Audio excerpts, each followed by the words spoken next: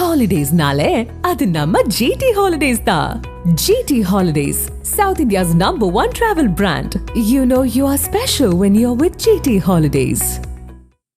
தஞ்சாவூர் மாவட்டம் பாபநாசம் கொள்ளிடம் ஆற்றில் தென்படும் 6 அடி நீளமுள்ள முதலையை வனத்துறையினர் பிடித்துச் செல்ல வேண்டும் என மக்கள் கோரிக்கை வைத்துள்ளனர். கொள்ளிடம் ஆற்றின் குறுக்கே கூட்டு குடிநீர் திட்டப் பணிகள் நடைபெற்று வருகிறது.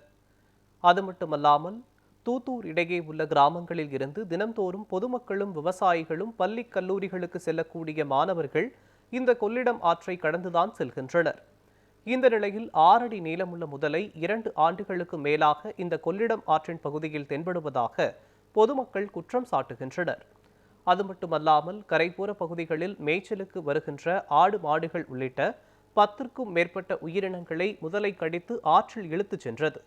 இதனால் வனத்துறையினர் உடனடியாக முதலையை பிடித்து வனப்பகுதிக்குள் உள்ள ஆற்றில் விட வேண்டும் என கோரிக்கை வைத்துள்ளனர்.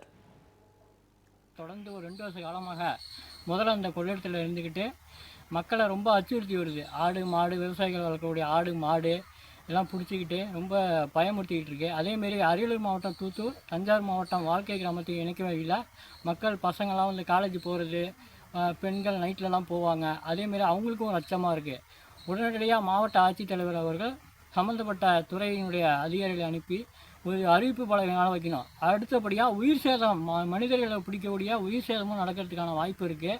ஒரு வாரத்துக்கு முன்னாடி என்னோடய ஆட்டை ஒரு 10,000 ஆட்டை பிடிச்சி முழுங்கிடுச்சு. உடனடியாக இந்த முதலை வந்து பிடிக்கிறதுக்கான ஏற்பாடை மாவட்ட ஆட்சித்தலைவர் அவர்களும் வனத்துறை அதிகாரிகளும் நடவடிக்கை எடுக்கணும். கொள்ளிட ஆற்றில் முதலைகள் நடமாட்டம் அதிகமாக இருப்பதால் பொதுமக்களுக்கும் மீனவர்கள் மற்றும் பாலத்தின் வேலைகள் நடைபெற இருப்பதால் மிகவும் அச்சுறுத்தலாக உள்ளது.